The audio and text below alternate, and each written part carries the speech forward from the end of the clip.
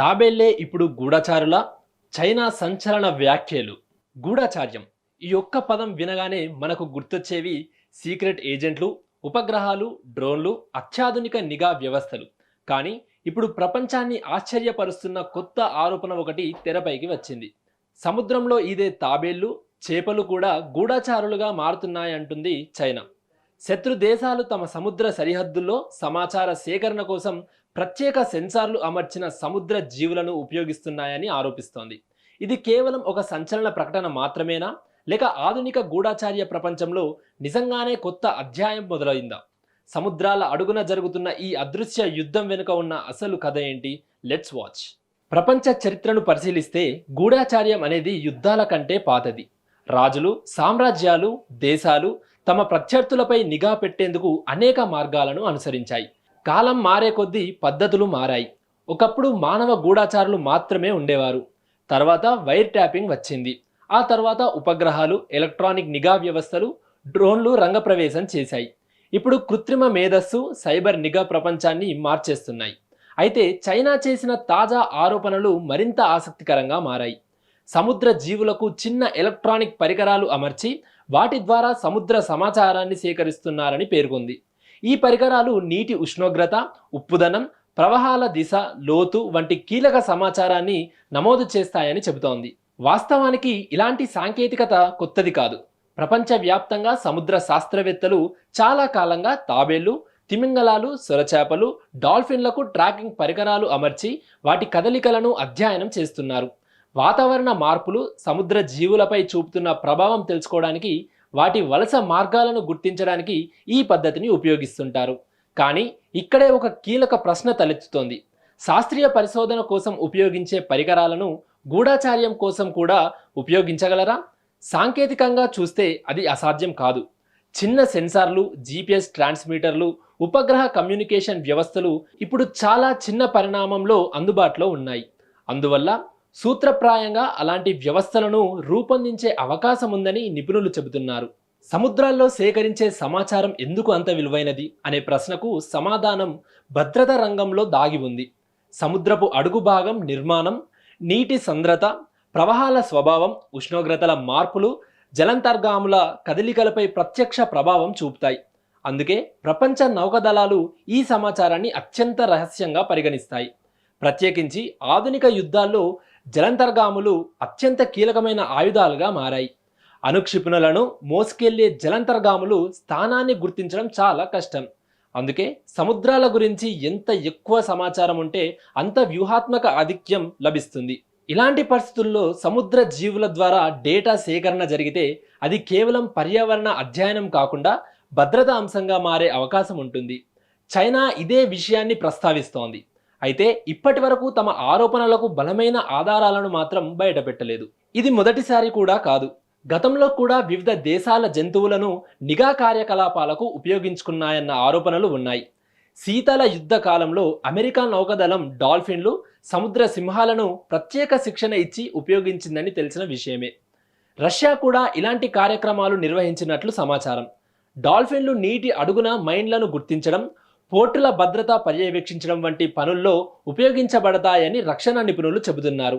అంటే జంతువులు మరియు భద్రతా వ్యవస్థల మధ్య సంబంధం పూర్తిగా కొత్తది కాదు. ప్రస్తుతం ప్రపంచ రాజకీయాల్లో సముద్రాల ప్రాధాన్యం మరింత పెరిగింది. దక్షిణ చైనా సముద్రం, తూర్పు చైనా సముద్రం, హిందూ మహాసముద్ర ప్రాంతం వ్యూహాత్మక పోటీకి కేంద్రాలుగా మారాయి. ఈ ప్రాంతాల్లో నిఘా కార్యకలాపాలు కూడా పెరిగినట్లు విశ్లేషకులు భావిస్తున్నారు. ఇక టెక్నాలజీ అభివృద్ధి మరో కీలక అంశం. నేడు కొన్ని గ్రాముల బరువున్న పరికరాల ద్వారా భారీ స్థాయిలో సమాచారాన్ని సేకరించడం సాధ్యమవుతోంది. కృత్రిమ మేధస్సు, ఉపగ్రహ కమ్యూనికేషన్, సూక్ష్మ సెన్సార్ల కలయికతో ఒకప్పుడు అసాధ్యంగా భావించిన పనులు ఇప్పుడు సాధ్యమవుతున్నాయి. దీంతో భవిష్యత్తులో గూఢచార్యం ఎలా ఉండబోతుందనే ప్రశ్న కూడా ముందుకు వస్తోంది.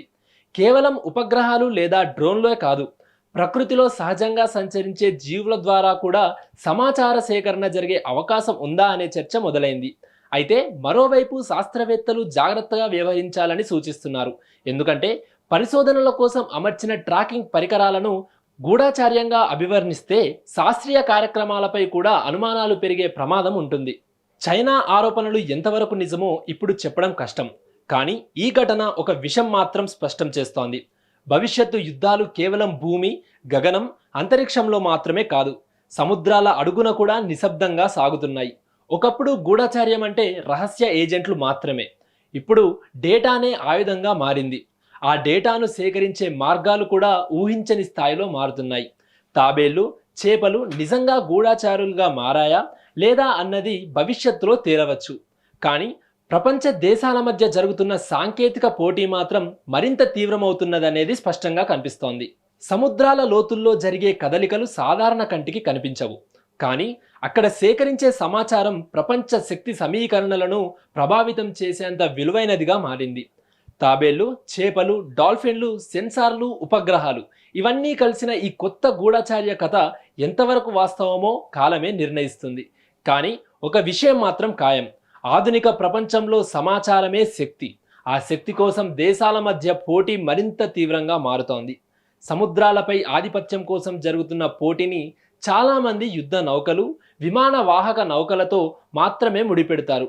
కానీ నేటి ప్రపంచంలో అసలు పోటీ సమాచారంపై సాగుతోంది. సముద్రంలో ఎక్కడ ఎంత లోతు ఉంది, ఏ ప్రాంతంలో ప్రవాహాలు ఎలా మారుతున్నాయి, ఏ మార్గాల్లో జలాంతర్గాములు సురక్షితంగా ప్రయాణించగలవు వంటి సమాచారం బంగారం కంటే విలువైనదిగా మారింది. అందుకే ప్రపంచ దేశాలు సముద్ర డేటాను వ్యూహాత్మక ఆసక్తిగా పరిగణిస్తున్నాయి. ఇటీవల సంవత్సరాల్లో ఓషన్ ఇంటెలిజెన్స్ అనే పదం అంతర్జాతీయ భద్రతా వర్గాల్లో ఎక్కువగా వినిపిస్తోంది. ఉపగ్రహాలు ఆకాశం నుంచి సమాచారం సేకరిస్తే సముద్రాల్లోని సెన్సార్ నెట్వర్క్లు నీటి అడుగున జరిగే మార్పులను గుర్తిస్తాయి. భవిష్యత్తులో యుద్ధాలు జరిగితే మొదటి పోరాటం ఆయుధాలతో కాకుండా సమాచార వ్యవస్థల మధ్య జరిగే అవకాశం ఉందని సెన్సార్లు, కమ్యూనికేషన్ పరికరాలు ఉండేలా రూపకల్పన చేసే సాంకేతిక అభివృద్ధి చెందుతోంది. ఈ టెక్నాలజీ శాస్త్రీయ పరిశోధనలకు ఉపయోగపడుతుందా లేక భవిష్యత్తు నిఘా వ్యవస్థలో భాగమవుతుందా అన్నది ఇప్పుడు చర్చనీయాంశంగా మారింది. సముద్ర భద్రతా విషయంలో ఆసియా ప్రాంతానికి ప్రత్యేక ప్రాధాన్యం ఉంది. ప్రపంచ వాణిజ్యంలో పెద్ద భాగం సముద్ర మార్గాల ద్వారానే జరుగుతుంది. చమురు, సహజ వాయువు, కీలక ఖనిజాలు, పరిశ్రమలకు అవసరమైన సరుకులు అన్నీ సముద్ర మార్గాల ద్వారానే దేశాలకు చేరుతున్నాయి. అందుకే సముద్రాల్లో జరిగే ప్రతి చిన్న పరిణామాన్ని కూడా దేశాలు జాతీయ భద్రతా కోణంలో పరిశీలిస్తున్నాయి. చైనా చేసిన ఆరోపణలు నిజమా కాదా అన్నది భవిష్యత్తులో తేలవచ్చు. కానీ ఈ వివాదం ప్రపంచానికి ఒక కొత్త వాస్తవాన్ని గుర్తు చేస్తోంది. సాంకేతికత ఎంత అభివృద్ధి చెందుతుందో గూఢచార్య పద్ధతులు కూడా అంతే వేగంగా మారుతున్నాయి. ఒకప్పుడు కేవలం సినిమాల్లో మాత్రమే కనిపించిన ఆలోచనలు ఇప్పుడు వాస్తవ ప్రపంచ చర్చల్లోకి వస్తున్నాయి. సముద్రాల లోతుల్లో కనిపించని పోటీ, కనిపించని నిఘా, కనిపించని యుద్ధం రాబోయే కాలంలో అంతర్జాతీయ రాజకీయాలను ప్రభావితం చేసే కీలక అంశాలుగా మారే అవకాశాలు కనిపిస్తున్నాయి.